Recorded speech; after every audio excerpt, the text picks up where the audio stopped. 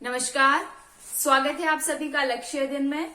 और आज मैं आपके लिए फिर से हिंदी की एक नई वीडियो बनाने वाली हूं और उसमें हम देखते हैं, इससे पहले हमने शब्द रचना देखा है कि शब्द रचना कैसे कैसे होती है, ठीक है, कितने आधार पर होती है, वो सब हमने देख लिया है।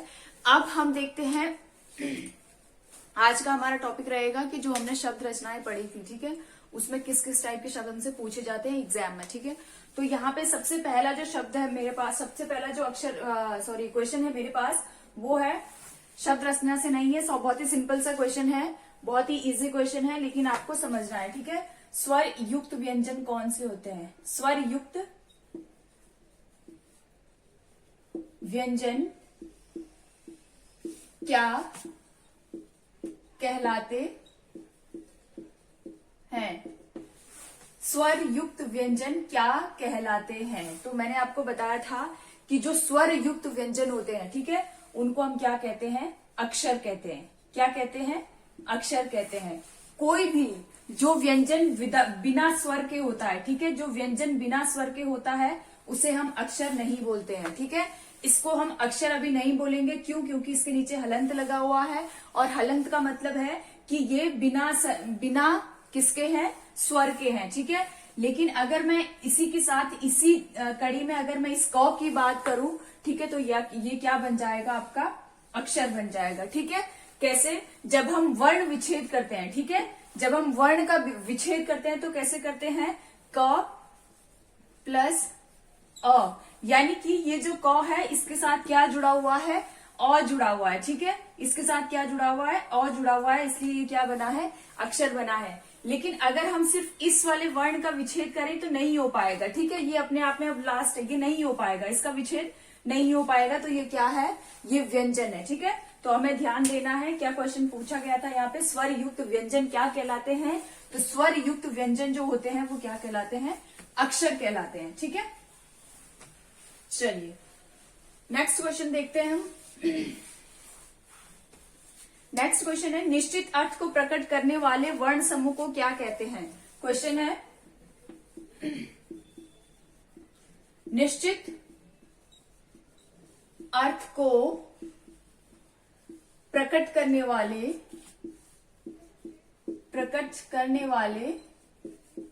वर्ण समूह को क्या कहते हैं? ठीक है, क्या कहते हैं? और यहाँ पे हमारे पास जवाब होगा, आंसर होगा, उत्तर होगा हमारे पास क्या? शब्द। क्वेश्चन यहाँ पे बहुत ही सिंपल सा क्वेश्चन है, हमें समझना है, ठीक है। और इसी टाइप के क्वेश्चन आएंगे, कोई बहुत बड़ा आप ये मत सोच लेना कि पता नहीं कौन सा पहाड़ टूट जाएगा, पता नहीं कहां से क्वेश्चन आएंगे। इसी टाइप के क्वेश्चन रहेंगे। क्वेश्चन क्या है? निश्चित अर्थ को प्रकट करने वाले वर्ण समूह को क्या कहते हैं? ठीक है, ऑप्शन में आपके पास दिया रहेगा, वहां पे स्वर दिया रहेगा, व्यंजन दिया रहेगा, शब्द दिया रहेगा, वाक्य दिया रहेगा, हो सकता है उपवाक्य दिया हो, ठीक है, तो पद दिया हो, उपपद दिया हो, उस टाइप के आपके पास ऑप्शन रहेंगे। लेकिन मैं यहाँ पे सीधा सीधा आपको आंसर बता रही हूँ, ठीक है। निश्चित अर्थ को प्रकट करने वाले वर्ण समूह को क्या कहते हैं? शब्द कहते हैं, ठीक है। हर कोई जानता है शब्द किसे बोलते हैं, ठीक है। लेकिन जैसे ही हम परिभाषा पढ़ते हैं, एग्जाम में होता क्या है, अगर हम प्रैक्टिकली देखें तो हर किसी को पता है कि ये शब्द होते हैं। जो एक सार्थक समूह जब वर्णों का बनता है तो उसको हम क्या कहते हैं? शब्द कहते हैं। लेकिन एग्जाम टाइम में क्या होता है, जैसे ही हम ये क्वेश्चन देखते हैं और हम ये पढ़ते हैं निश्चित अर्थ को प्रकट करने वाले, हम सोचते हैं पता नहीं क्या हो गया, ठीक है। तो इतना बड़ा कुछ नहीं है। निश्चित अर्थ, हमें इसे समझना है कि निश्चित अर्थ को प्रकट करने वाले वर्ण, ठीक है। तो वर्ण मैंने आपको क्या बताया था? वर्ण कौन से होते हैं? स्वर और व्यंजन। स्वर और व्यंजन दो भागों में हमने बांटा है, ठीक है।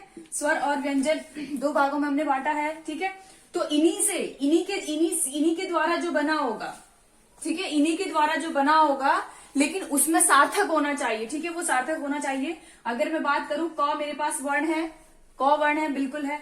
म मेरे पास वर्ण है, बिल्कुल है। और ल मेरे पास वर्ण है, बिल्कुल है। तो अगर मैं इसको, इन दोनों को तीनों को जोड़ दूं, तो ये जब जोड़ूंगी मैं तीनों, तो क्या बनेगा? समूह बनेगा, ठीक है। और जैसे ही मैं इसका समूह बनाती हूँ, इसको जोड़ती हूँ, तो ये जो जोड़ने के बाद जो हमारे पास आएगा वो क्या होना चाहिए? उसका कुछ अर्थ होना चाहिए, वो सार्थक होना चाहिए, ठीक है। सा मतलब अर्थ के साथ, ठीक है, अर्थ के साथ, ठीक है।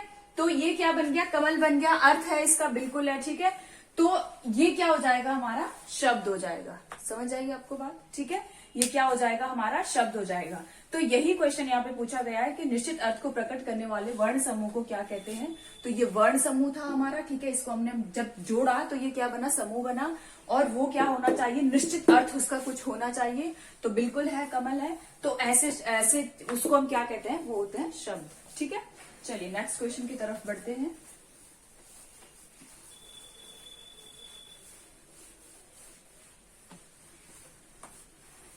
नेक्स्ट क्वेश्चन है हमारे पास, किताब घर कैसा शब्द है। क्वेश्चन है, किताब घर कैसा शब्द है। एक साथ है ये, ठीक है। किताब घर कैसा शब्द है, क्वेश्चन मार्क। आंसर है हमारे पास, कैसा शब्द है ये, संकर। कैसा शब्द है, संकर। संकर शब्द अब हम समझेंगे। आपको लग रहा होगा कि ये संकर अब क्या आ गया, ठीक है। संकर जो शब्द होते हैं उसकी परिभाषा हम समझ लेते हैं। या यहां पे अगर मैं किताब घर की जगह अगर मैं रेलगाड़ी लिख दूं, ठीक है, रेल गाड़ी, ठीक है। अगर मैं रेलगाड़ी लिख दूं तो ये कैसा शब्द है, रेलगाड़ी या किताब घर की अगर हम बात करें तो ये कैसा शब्द है। तो हम यहां पे देखते हैं जो संकर शब्द होते हैं, ठीक है, वो क्या होते हैं, दो भाषाओं से मिलकर बनते हैं। दो भाषाओं से मिलकर बनते हैं, ठीक है। यानी कि दो भिन्न भिन्न भाषाएं, ठीक है। दो भिन्न भिन्न भाषाएं, या तो वो शब्द क्या होगा, अंग्रेजी का होगा, एक शब्द उसमें से अंग्रेजी का होगा और दूसरा हिंदी का होगा। उन दोनों को ही मिला के क्या बनेगा, वो शब्द बनेगा, ठीक है।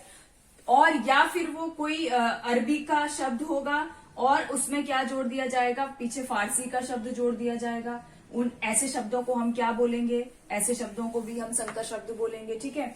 चाहे कोई भी भाषा हो, दो भिन्न भिन्न भाषाओं से जब एक शब्द बनता है, ठीक है, एक शब्द किसी और भाषा का होता है, एक शब्द किसी और भाषा का होता है, फिर हम उसको जब जोड़ देते हैं तो वो क्या बनता है, संकर शब्द। उनको ऐसे शब्दों को हम क्या कहते हैं, संकर शब्द कहते हैं, ठीक है।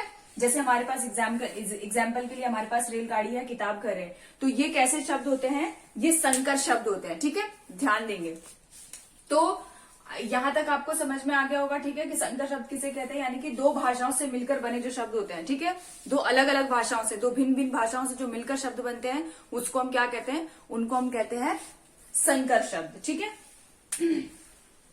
चलिए नेक्स्ट क्वेश्चन की तरफ बढ़ते हैं।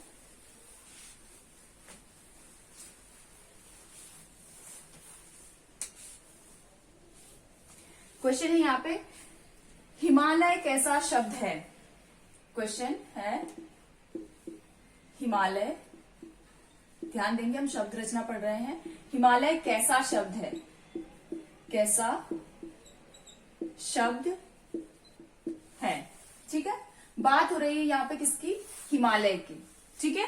और हमने इससे पहले हमने पढ़ा है, ठीक है, इससे पहले हमने क्या पढ़ा है कि शब्द रचना के आधार पर हम शब्द पढ़ते हैं, ठीक है। तो एक होता है यौगिक, दूसरा होता है क्या क्या होते थे हमारे पास, यौगिक रूढ़ और योग रूढ़, ठीक है। तो अगर हम यहाँ पे देखें कि हिमालय कैसा शब्द है, ठीक है। अगर हम किसकी बात करें, हिमालय की बात करें, तो हिमालय जो है वो क्या है, यौगिक शब्द है। कैसा शब्द है, यौगिक शब्द है, ठीक है। इससे पहले भी हम जान चुके हैं कि यौगिक शब्द किसको बोलते हैं, ठीक है, लेकिन हम फिर से जान लेते हैं कि यौगिक शब्द क्या होते हैं, ठीक है।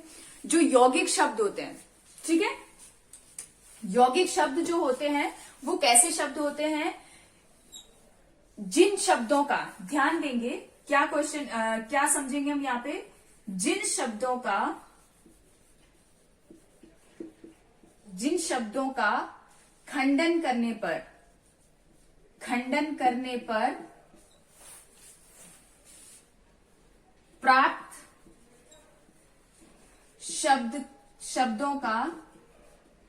शब्दों का अर्थ निकलता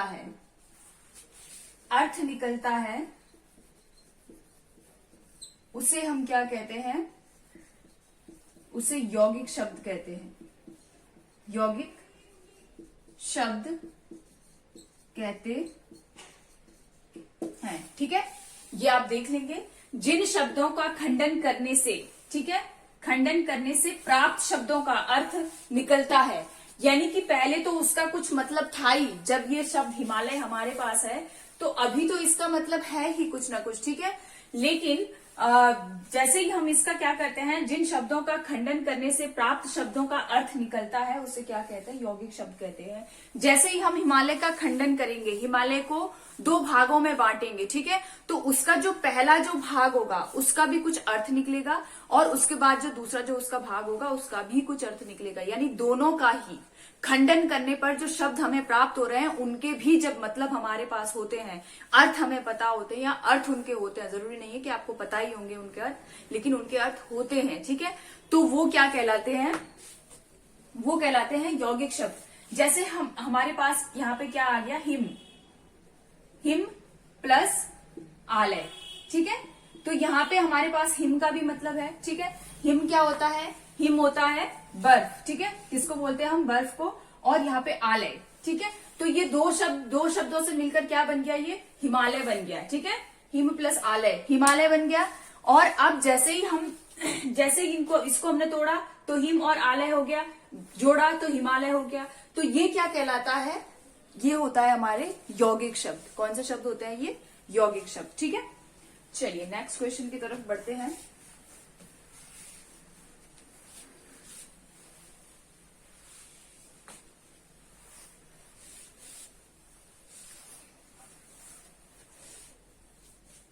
नेक्स्ट क्वेश्चन है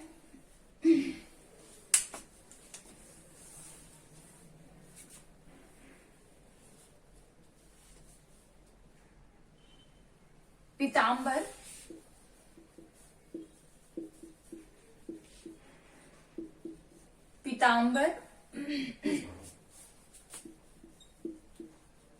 गजानन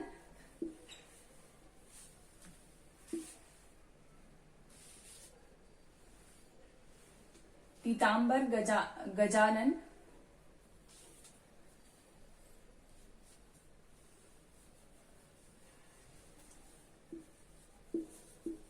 किस प्रकार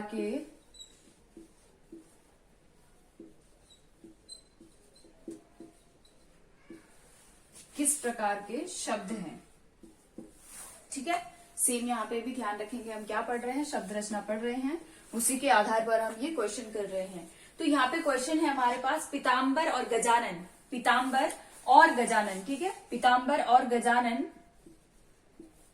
किस प्रकार के शब्द हैं, ठीक है। किसकी बात हो रही है, पीतांबर की और गजानन की बात हो रही है, ठीक है। तो यहाँ पे हमें ध्यान देना है कि जो पीतांबर और गजानन है, इन ऐसे जो शब्द जब हमारे पास आते हैं तो इनको हम क्या कहते हैं, योग रूढ़, ठीक है। इसके बारे में भी अभी हम जानेंगे कि क्यों कहते हैं इनको योग रूढ़ शब्द, ठीक है। तो इसको हम क्या कहते हैं, योग रूढ़ शब्द कहते हैं, ठीक है। अब ये जो योग रूढ़ शब्द होते हैं, ठीक है, ये जो योग रूढ़ शब्द होते हैं इनको हम कैसे पहचानेंगे, पीतांबर और गजानन मैंने यहाँ पे लिख तो दिया, लेकिन कैसे पहचानेंगे, ठीक है। योग रूढ़ शब्द की जो विशेषता होती है, ठीक है, ध्यान देंगे, ध्यान से सुनेंगे। पहले हम इसकी परिभाषा जान लेते हैं कि योग रूढ़ शब्द की परिभाषा क्या होती है। तो योग रूढ़ शब्द जो होते हैं वो क्या होते हैं, वो किसी विशेष व्यक्ति के लिए, ठीक है, किसी विशेष व्यक्ति के लिए हम उसको किसी विशेष व्यक्ति के प्रति ऐसे शब्द जो किसी विशेष व्यक्ति के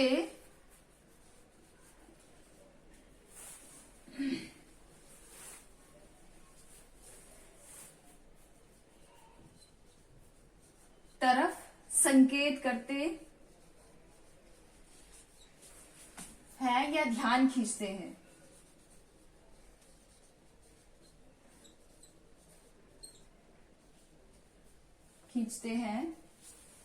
उन्हें क्या कहते हैं,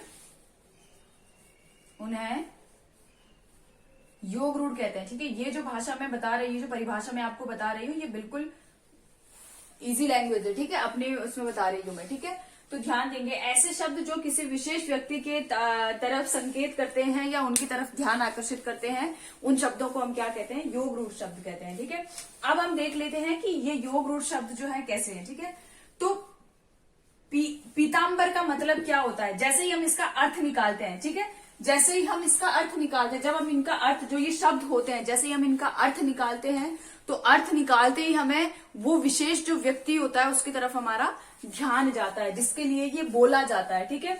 तो पीतांबर का मतलब क्या हो गया, पीला है अंबर जिसका, ठीक है, पीला है अंबर जिसका, यानी कि कौन हो गए, श्री कृष्ण, ठीक है। पीला अंबर किसका है, पीला अंबर किसका है, मतलब जो पीला वस्त्र धारण करके रखते हैं उनको क्या कहते हैं, हम पीतांबर कहते हैं। तो ये कौन है, ये है श्री कृष्ण। कौन है ये, श्री कृष्ण है, ठीक है। आगे हम कहते हैं गजानन, ठीक है, गज के जैसा सिर है जिनका, यानी कि हाथी के जैसे जिनका सिर है, वो क्या है, गजानन, यानी कि श्री गणेश, ठीक है। कौन है वो, श्री गणेश, ठीक है, ध्यान देंगे।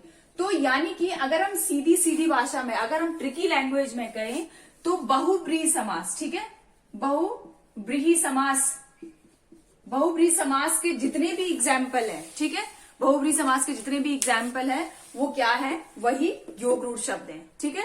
यानी कि अगर समास रूढ़ भी यहाँ पे लिखा होता है, अगर यहाँ पे समास रूढ़ भी लिखा होगा, अगर यहाँ पे समास रूढ़ भी लिखा होता है, तो भी आपको कोई कंफ्यूजन नहीं होना चाहिए, क्योंकि योग रूढ़ को समास रूढ़ भी कहा जाता है, क्योंकि इसमें क्या आता है, समास, बहुब्रीहि समास आता है इसमें, ठीक है।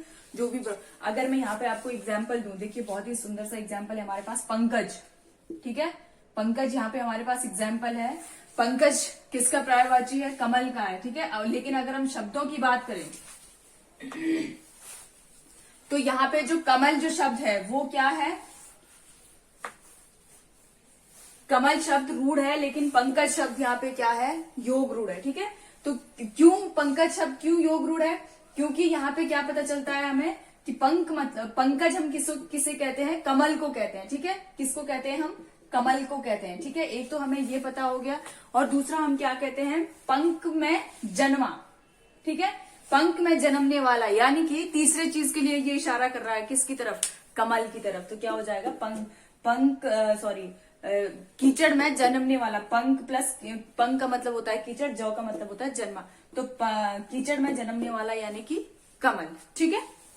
तो ये हमारे क्या होते हैं, योग रूढ़ शब्द होते हैं, ठीक है, ध्यान देंगे। चलिए नेक्स्ट क्वेश्चन की तरफ बढ़ते हैं।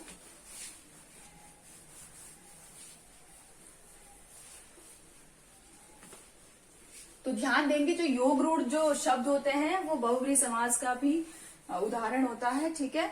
और जो किसी विशेष व्यक्ति की तरफ जो इशारा करते हैं या संकेत करते हैं, या जैसे ही हम योग रूढ़ शब्द के बारे में पढ़ते हैं, हमारा ध्यान तुरंत अगर हमने पीतांबर बोला तो हमारा ध्यान कहाँ चला जाएगा, श्री कृष्ण जी के पास। अगर हम गजानन बोल रहे हैं तो कहाँ चला जाएगा हमारा ध्यान, श्री गणेश जी के पास, ठीक है।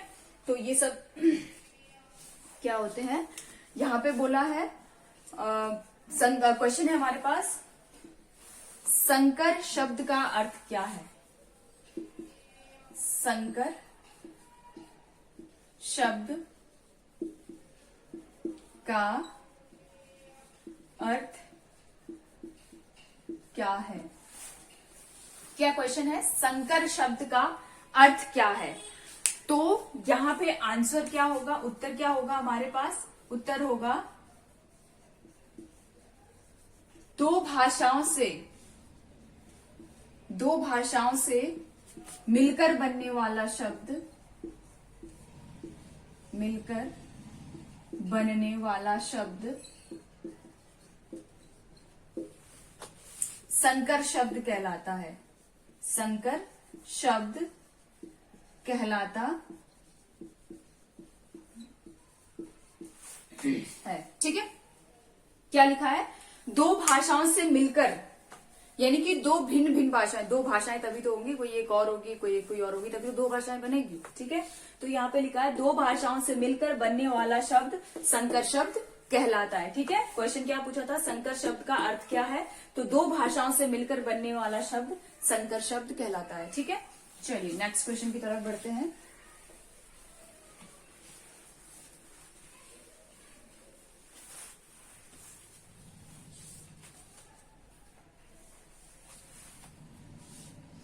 नेक्स्ट क्वेश्चन है, रचना के आधार पर निम्न में से कौन सा रूढ़ शब्द नहीं है। क्वेश्चन है, रचना के आधार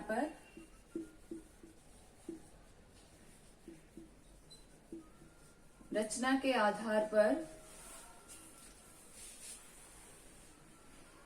निम्न में से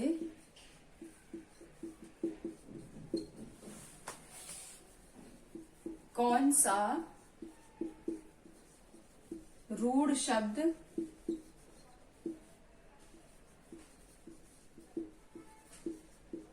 नहीं है। ठीक है, ऑप्शन है हमारे पास, फर्स्ट ऑप्शन है दिन, सेकंड ऑप्शन है हमारे पास आंख, थर्ड ऑप्शन है हमारे पास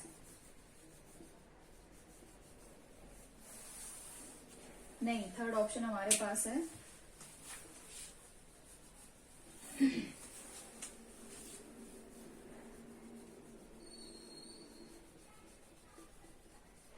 अगर विज्ञान भी रखते तो भी कोई दिक्कत नहीं था। ठीक है, और फोर्थ ऑप्शन है हमारे पास घोड़ा। ठीक है, तो यहाँ पे हमें देखना है कि रचना के आधार पर निम्न में से कौन सा रूढ़ शब्द नहीं है। ठीक है, रचना के आधार पर कौन सा रूढ़ शब्द नहीं है। अब हमने क्या पढ़ा है कि जो रूढ़ शब्द होते हैं, सबसे पहले हम ये समझ लेंगे कि जो रूढ़ शब्द होते हैं, रूढ़ शब्द किनको बोलते हैं। रूढ़ शब्द होते हैं जो प्राचीन काल से, जो पारंपरिक रूप से जिनको हम कंटिन्यू बोलते आ रहे हैं और वो फिक्स हो गया है कि अब उसको वही बोला जाएगा, जिनका खंडन करने पर भी कोई मतलब नहीं निकलता है, उनको हम क्या कहते हैं, रूढ़ शब्द कहते हैं। सबसे इजी जो हमें समझना है वो है कि जिन वर्णों का, ठीक है, बहुत इजी वे में अगर बात करें तो जिन शब्दों का, वर्ण नहीं, जिन शब्दों का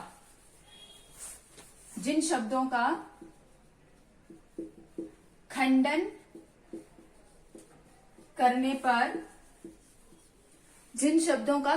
करने पर अर्थ नहीं निकलता है, वह रूढ़ शब्द कहलाते हैं। रूढ़ शब्द कहलाते हैं। ठीक है, अब अगर हम इस परिभाषा की बात करें, ठीक है, अगर हम इस परिभाषा की बात करते हैं तो इसके हिसाब से हमारे पास कौन कौन से ऐसे शब्द हैं जिनका खंडन करने पर कोई अर्थ नहीं निकलता है। ठीक है, जिनका खंडन करने पर कोई भी अर्थ नहीं निकलता है, ऐसे कौन से शब्द है। तो सबसे पहला जो शब्द है वो दिन है। ठीक है, दिन, दी और नौ, अगर हम इसका खंडन करते हैं हमारे पास कोई भी अर्थ नहीं निकलता है। ठीक है, दूसरा हम देखते हैं आंख। ठीक है, आंख का अगर हम खंडन करते हैं तो इसका भी कोई इसका अर्थ नहीं निकलता है। ठीक है, तीसरा हमारे पास शब्द है समाज शास्त्र। ठीक है, तो समाज और शास्त्र का जब हम खंडन करते हैं, ठीक है, समाज और शास्त्र का जब हम खंडन करते हैं तो शास्त्र का भी मतलब है और समाज का भी मतलब है। इसका मतलब ये क्या हो गया, लेकिन यहाँ पे जिन शब्दों का खंडन करने पर, और अगर हम, ठीक है, यहाँ पे देख लेते हैं फोर्थ ऑप्शन है घोड़ा। ठीक है, घोड़े को भी, घोड़ा अगर इसका भी हम खंडन करते हैं तो इस शब्द का भी कोई अर्थ नहीं निकल पाता है। ठीक है, इसका मतलब यहाँ पे अलग क्या हो गया, अलग हो गया हमारे पास समाज शास्त्र। क्या हो गया अलग हमारे पास, समाज शास्त्र। और यहाँ पे अगर हम रूढ़ शब्द की परिभाषा जाने, ठीक है, यहाँ पे बोला रूढ़ शब्द नहीं है, यानी कि एक इसमें से ऐसा है जो रूढ़ शब्द नहीं है, बाकी ये भी रूढ़ है, ये भी रूढ़ है और ये भी रूढ़ है, क्योंकि इनके तोड़ने पर इनके अर्थ नहीं निकल रहे हैं। ठीक है, रूढ़ शब्द की अगर हम परिभाषा देखें, जिन शब्दों का खंडन करने पर अर्थ नहीं निकलता है रूढ़ शब्द कहलाते हैं। लेकिन यहाँ पे समाज शास्त्र जो शब्द है इसका खंडन करने पर भी अर्थ निकल रहा है। ठीक है, सार्थक है दोनों ही शब्द, समाज भी सार्थक है और शास्त्र भी क्या है, सार्थक है। तो इस हिसाब से क्या हो गया, ये समाज शास्त्र जो है ये रूढ़ शब्द नहीं है। ठीक है, ये क्या नहीं है, रूढ़ शब्द नहीं है। कैसा शब्द है ये, यौगिक शब्द है। ठीक है, चलिए नेक्स्ट क्वेश्चन देखते हैं।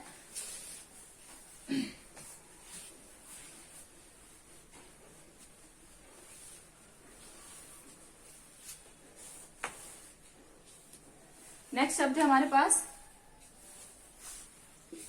ये वाले आपको याद करने पड़ेंगे, ठीक है। तुर्की शब्द नहीं है, क्वेश्चन पूछा गया है, तुर्की शब्द नहीं है। ऑप्शन में है हमारे पास कालीन, सेकंड ऑप्शन है चकमक, चकमक, थर्ड ऑप्शन है आमदनी, ठीक है। फोर्थ ऑप्शन है अजब। तो यहां पे हमें बताना है, ये जो शब्द है इनको आपको याद करना पड़ेगा, ठीक है। ये यहाँ पे पूछा गया है तुर्की शब्द नहीं है, इसमें से हमें बताना है कि जो तुर्की शब्द है वो इसमें से कौन सा तुर्की शब्द नहीं है, ठीक है। 3 तुर्की शब्द हैं और एक इसमें से ऐसा है जो तुर्की शब्द नहीं है। तो यहाँ पे ऑप्शन हमारे पास है कालीन है, चकमक है और आमदनी है। ये सारे क्या है, तुर्की के हैं। लेकिन ये जो अजब है, अजब शब्द जो है वो कौन सी भाषा का है, तो अजब शब्द जो है वो अरबी भाषा का है। कौन सी भाषा का शब्द है, ये है अरबी भाषा का। और से अजब, और से अरबी, ठीक है। अजब शब्द कौन सी भाषा का है, तो ये है अरबी भाषा का, ठीक है। तो ये आज के कुछ मोस्ट इंपॉर्टेंट क्वेश्चन थे, ठीक है, जो मैंने आपके लिए छांट के लाई थी मैं। बाकी का भी हम कंटिन्यू करते रहेंगे, ठीक है। 10-10, 12-12 क्वेश्चन हम सॉल्व करते रहेंगे रोज। तो मिलते हैं नेक्स्ट वीडियो में, तब तक आप सभी लोग अपना ध्यान रखेंगे। धन्यवाद।